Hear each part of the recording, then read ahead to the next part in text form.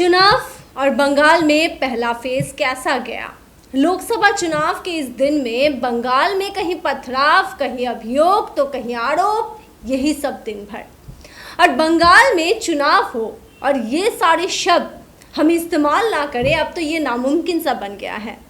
जी हाँ व्यूअर्स, पिछले कुछ चुनावों में ऐसे ही बार बार दृश्य सामने आते हैं या फिर ऐसी तस्वीरें सामने आती है जहां पर हिंसा, ये सारी चीज़ें देखने को मिलती है। लेकिन इन सब के बीच आज संपन्न हुआ चुनाव का पहला फेज बंगाल में। और इसी के साथ एकदम से अगर बोला जाए कि खबरों में जिस जगह का नाम आता है, जो खबरों में थी जो जगह, और वो थी वही कुछ बिहार। कुछ बिहार का नाम पूरे दिन खबरों में छाया हुआ था क्योंकि फिर से वहां पर कई आरोप सामने आए। अभी तक बताया जा रहा है कि इलेक्शन कमीशन के पास पूरे दिन में 400 से ज़्यादा आरोप आए हैं, अभियोग आए हैं। अभियोग कर बताया गया है कि यहाँ कुछ वहाँ कुछ, और सबसे ज़्यादा अगर आरोपी की बात की जाए तो ये आरोप आए हैं कुछ बिहार से।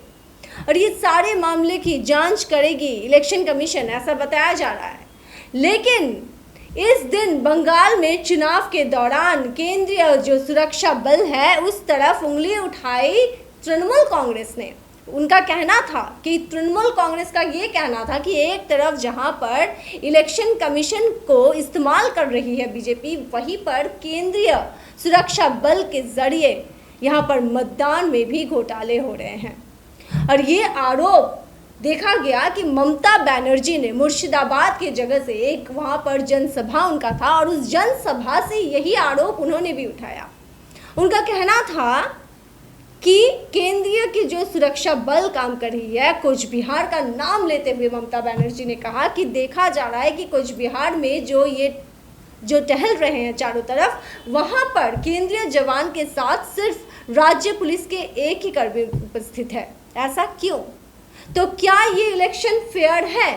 ये सवाल बार बार ममता बनर्जी ने उठाया और पूरी तरीके से उन्होंने निशाना साधा किस पर? बीजेपी पर। तो दूसरी तरफ हमने देखा कि एक तरफ उदयन गुहा और दूसरी तरफ निशित प्रामाणिक, इन दोनों ने पूरे दिन भर देखा गया कि मीडिया के सामने आकर एक दूसरे पर आरोप वो लगाते रहे। और एक जगह पर ऐसा वक्त भी आया कि उनको, उदयन गुहा को इलाके वासियों ने रोक लिया। लेकिन सबसे पहले चलिए व्यूअर्स हम देखते हैं कि ममता बनर्जी ने इस फेज के यानी कि पहले चरण के जो ये वोट थी या मतदान था, इस पूरे मामले में बीजेपी की तरफ निशाना साधते हुए क्या कहा ममता बनर्जी ने। আমি সব সেন্ট্রাল ফোর্সকে ভালোবাসি, আমি এটা নয় যে ওদের বিরুদ্ধে, I am not against of them, but this is the first time আমি যেটা দেখছি they are using Central Force as their party cadre. I condemned it. আমি এক লাইন ইংরেজিতে বলবো যাতে বিজেপি কমিশনের কানে যায়। With my humble regards, may I bring to your kind knowledge, BJP Commission, please, why in Kuch Bihar election only the central forces are working, not even the state force, only from armed police and only armed police from the central government, CAPF and state police, only one home guard. Why? Why? How do you expect the impartial election, the free election, the fair election? You became a BJP commission. I am really sorry to say we are shocked. देखा जा रहा है कि ममता बनर्जी का साफ साफ कहना है कि एक तरफ तो इलेक्शन कमीशन के विरोध में उनका आरोप था, तृणमूल कांग्रेस का आरोप था, और अब देखा गया कि जिस तरीके से साफ साफ शब्दों में वो आरोप ला रही हैं, किस पर वो आरोप उठा रही हैं? केंद्रीय सुरक्षा बल पर। उनका कहना है कि केंद्रीय सुरक्षा बल में सिर्फ एक ही कर्मी जो थे वो राज्य पुलिस के थे और पूरे कर्मी वहाँ पर केंद्रीय सुरक्षा बल के सदस्य थे। तो ऐसे में कैसे निष्पक्ष, किस तरीके से चुनाव मुमकिन है, ये सवाल उन्होंने उठाए। और ये पूरे दिन भर की छवि जो देखा जा रहा है कि एक तरफ जहां तृणमूल कांग्रेस और दूसरी तरफ बीजेपी ने भी कई आरोप साधे। 400 से ज़्यादा अभियोग आना ये मुंह की बात नहीं है व्यूअर्स। इलेक्शन कमीशन के पास ये 400 से ज़्यादा अभियोग आए हैं और इसमें विपक्ष के दलों का आरोप है, शासक का भी आरोप है, ऐसा जाना जा रहा है। लेकिन पहले जैसे हमने आपको बताया कि सबसे ज़्यादा आरोप आए हैं कोच बिहार से। ये पहली बार नहीं है, बीते चुनाव में भी देखा गया था कि किस तरह से खबरों में छाई हुई थी ये जगह कोच बिहार। कोच बिहार के शीतल कुची का नाम हमने देखा था कि चुनावों में उभर कर सामने आया था और सारे कारण गलत कारणों की वजह से ही था। और इस बार भी वैसा ही दिखा कि कुछ बिहार में हम ये नहीं बोल सकते कि पहला चरण जो मतदान का था पश्चिम बंगाल में वो शांतिपूर्ण था, बिल्कुल नहीं बोला जा सकता।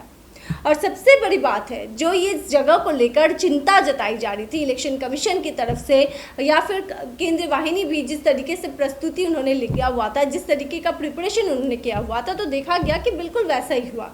सुबह से वो पथराव के कहीं छवि आए, कहीं पर आरोपों के छवि आए और देखा गया कि बार बार बीजेपी तृणमूल कांग्रेस के खिलाफ और तृणमूल कांग्रेस बीजेपी के खिलाफ आरोप उठा रहे हैं। एक वक्त ऐसा आया कि बीजेपी के एक कर्मी को पुलिस ने अपने चपेटे में लिया और इसके बाद उदयन गुह को इलाके की महिलाओं ने बिल्कुल रोक कर रखा।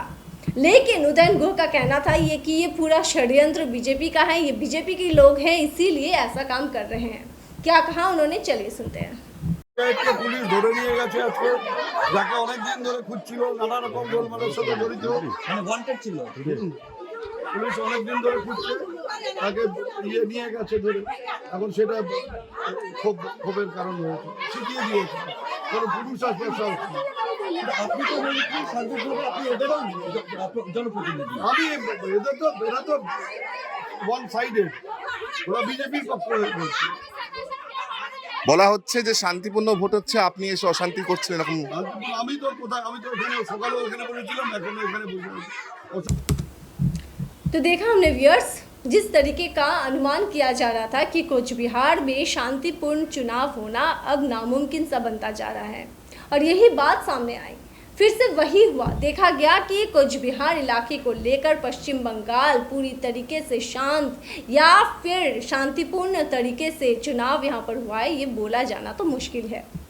और जो अभियोग आकर जमा हुए हैं इलेक्शन कमीशन के पास, अब देखना ये है कि इसमें किसके तरफ पल्ला भारी रहती है, क्योंकि आरोप तो हर एक पक्ष की तरफ से आया हुआ था और आने वाले दिनों में क्या क्या कदम उठाती है निर्वाचन कमीशन, ये भी देखने लायक होगा। लेकिन दूसरी तरफ जो पहला चरण था, जो भी घटनाएं घटी, जो भी कांड हुए, इसके बाद तृणमूल का ये दावा है कि इस बार उनका पल्ला फिर से भारी रहेगा। लेकिन क्या होने वाला है, क्या सही में तृणमूल कांग्रेस का पल्ला भारी होगा या फिर मोदी ने जिस तरीके का बिल्कुल एक आगाज़ उठाया है कि इस बार 400 पार, तो उसी झोंके में क्या पश्चिम बंगाल के पहले चरण में जिन जिन जगहों पर चुनाव हुआ है वो सारे चले जाएंगे बीजेपी के पक्ष में, देखने लायक होगा। लेकिन हम आपकी राय ज़रूर जानना चाहेंगे कि पश्चिम बंगाल के पहले चरण में जो चुनाव हुआ है क्या वो उसे शांति बोल सकते हैं, और नहीं तो ये अशांतिपूर्ण चुनाव पहले दिन में ही आने वाले चुनावों के फेजेस में कितना असर डाल सकते हैं।